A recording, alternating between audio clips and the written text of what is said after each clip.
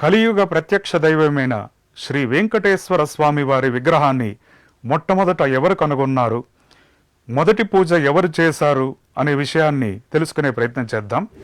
శ్రీవారి ఆజ్ఞ ప్రకారం గోపీనాథ దీక్షితులు రంగదాసు సహాయంతో శ్రీవారి విగ్రహమును చీమల పుట్ట నుండి వెలికితీసి అనువైన ప్రదేశంలో ప్రతిష్ఠించి స్వామివారికి మొదటి కైంకర్యంగా గోక్షీరంతో అభిషేకము, అలాగే మొదటి ఆరాధన చేసి స్వామి పరిపూర్ణ అనుగ్రహాన్ని పొందుతాడు. శ్రీవారి అనుగ్రహం మరియు ఆజ్ఞ ప్రకారం ఈ గోపీనాథ దీక్షితుల వంశీయులే అప్పటి నుండి స్వామికి ఆరాధనలు జరుపుతున్నారు. ఓం నమో వెంకటేశాయ అనే మంత్రాన్ని స్వామివారి వద్ద నుండి అనుగ్రహంగా పొంది లోకానికి అందించిన మహనీయుడు, మహాభక్తుడు, శ్రీవారి ఆలయ మొట్టమొదటి వైఖానస అర్చకుడైన శ్రీమాన్ గోపీనాథ దీక్షితుల వారు.